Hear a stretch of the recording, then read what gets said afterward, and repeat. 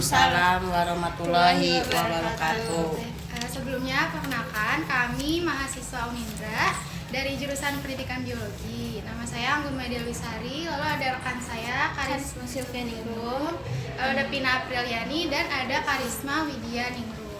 Nah, jadi tujuan kami hari ini itu untuk memenuhi syarat tugas pada mata kuliah evolusi dengan tema mengkaji teori evolusi berdasarkan fakta ilmiah. Baik, mungkin Ibu bisa memperkenalkan diri terlebih dahulu. Baik, bismillahirrahmanirrahim. Assalamualaikum warahmatullahi wabarakatuh. Waalaikumsalam warahmatullahi wabarakatuh.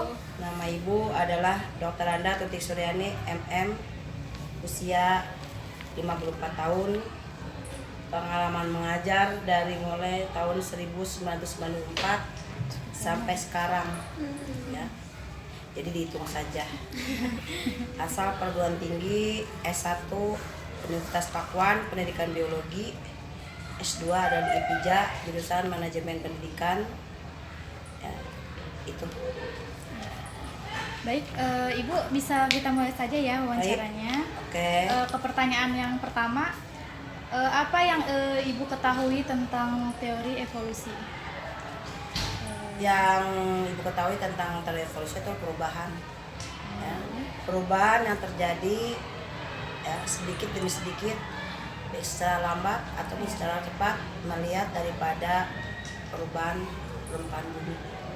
Oke, lanjut ke pertanyaan yang kedua. Nek, kurang keras suaranya Ibu. Enggak, Udah cukup. Oke. Ya, pertanyaan yang kedua nih Bu. Apa yang Ibu ketahui tentang teori Lamarck dan Darwin dan seleksi alam? Apakah Ibu tahu teori tersebut? Kalau ini kan kalau Lamarck sama Darwin kan sama-sama tentang teori evolusi ya, Iya, tentang seleksi alam. Iya. Kalau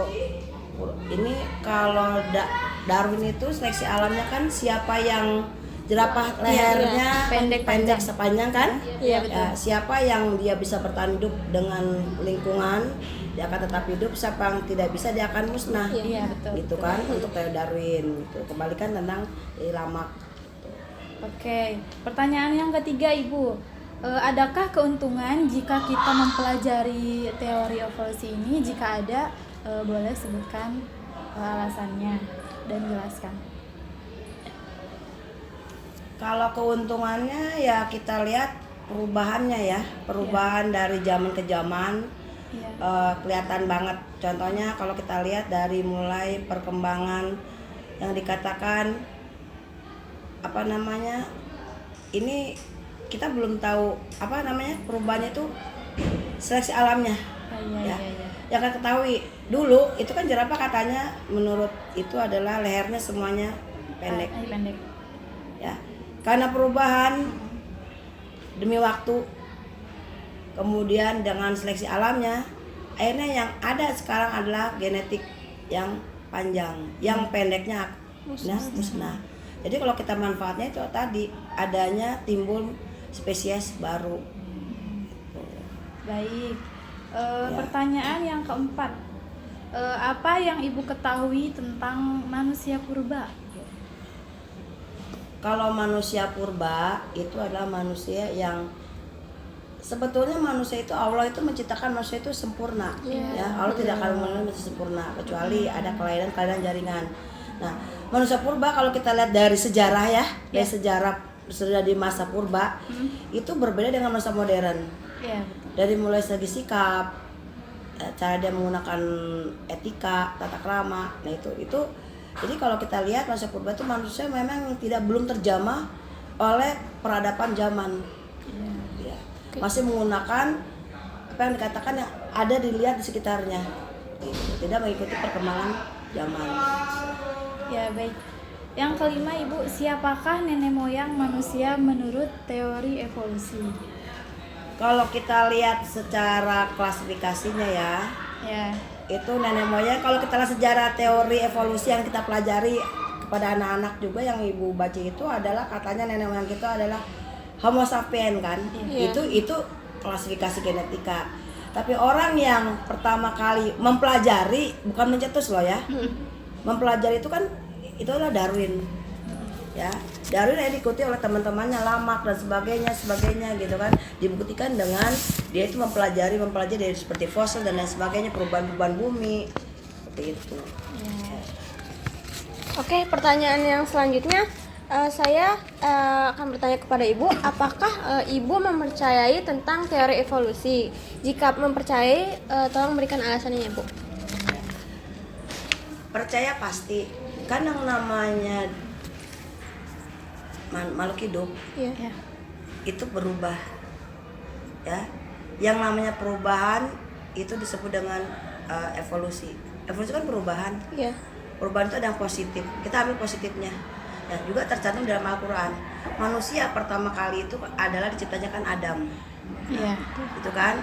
Makanya kalau ada orang mengatakan maaf, bahwa manusia selanjutnya dikatakan sama dengan kera, pasti kita bertentangan. Kenapa? Karena bertentangan dengan Al-Qur'an, ada di dalam Al-Qur'an ya. Manusia pertama kali Allah menciptakan adalah Adam. Iya. Dari apa? Ya, kalau dari surat An-Nisa mungkin dari segumpal darah. Iya. Dan seperti itu. Oke. Baik, pertanyaan yang selanjutnya, apakah Ibu mempercayai tentang adaptasi dan mutasi? Adaptasi itu penyesuaian.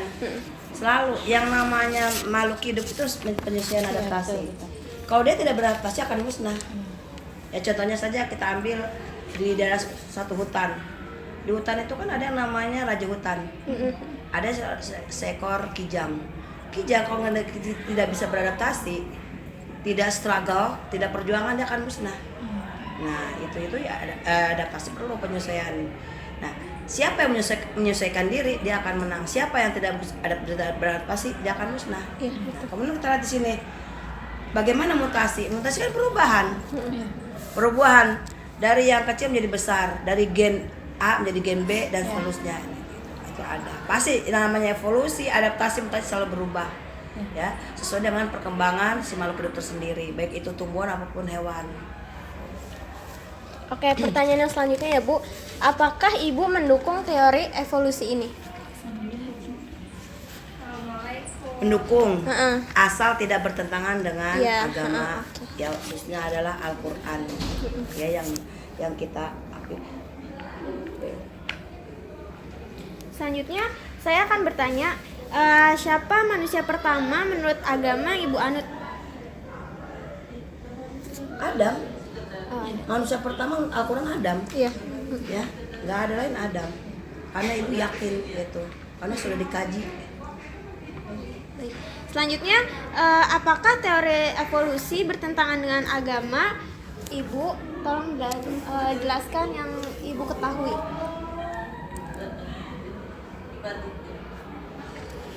Selagi gini kan, apakah teori evolusi bertentangan dengan agama? Bapak atau Ibu berikan alasan.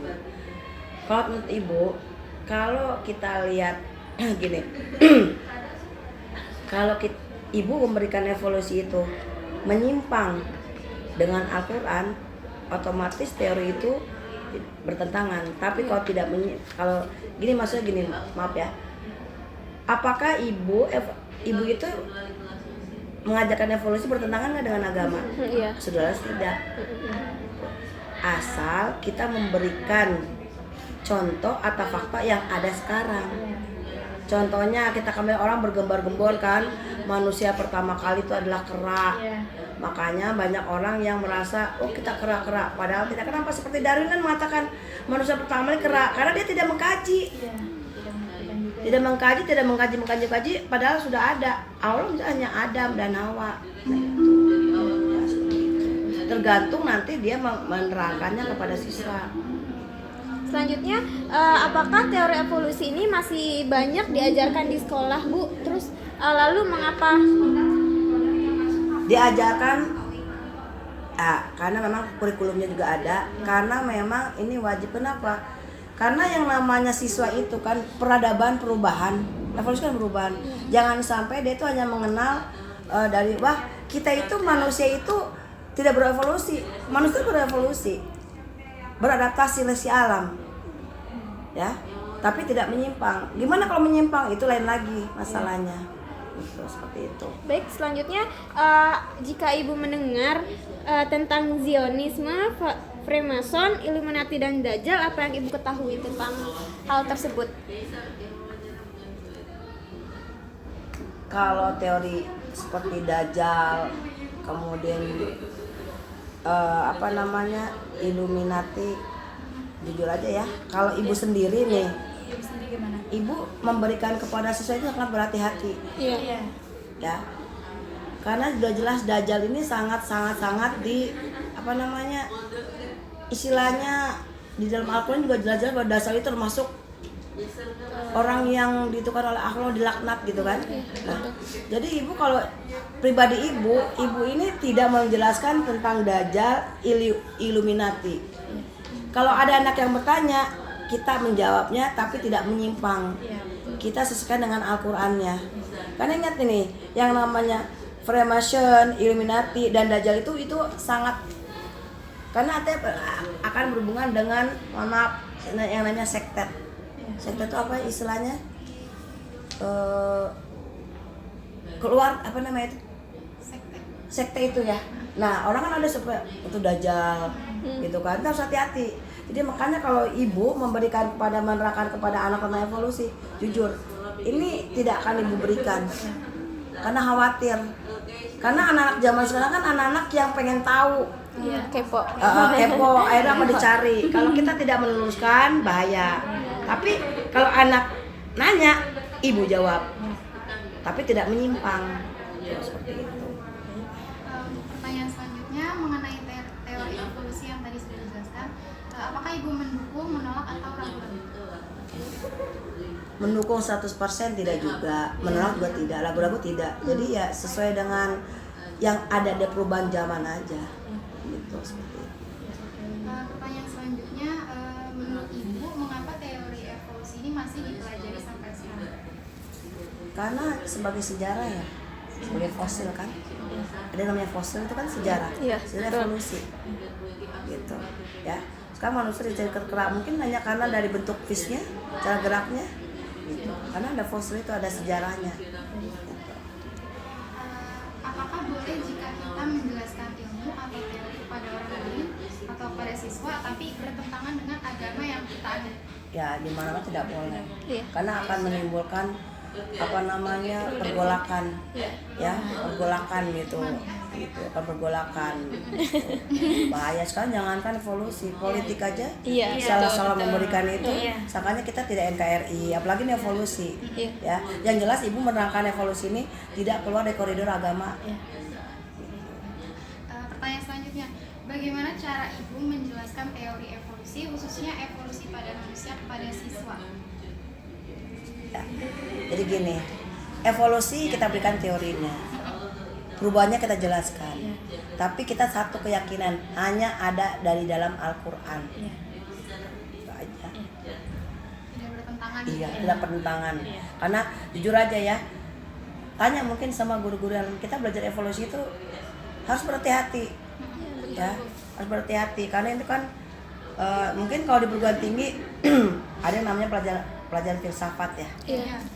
Itu kan filsafat kalau sudah mempelajari yang namanya evolusi apalagi manusia, wah ini seru kan. Apalagi anak-anak tingkat SMA, aliyah, notabene apalagi tinggal di pondok. Dia kan orang-orang yang tentang kitab itu dia suka diperbandingkan. Nah, kalau kita tidak keluar dari jalur dan tidak sesuai dengan koridor agama dan Al-Quran, wah berbahaya. Baik, Ibu terima kasih atas Waktu dan jawabannya. Kurang lebihnya kita tutup. Wassalamualaikum warahmatullahi wabarakatuh.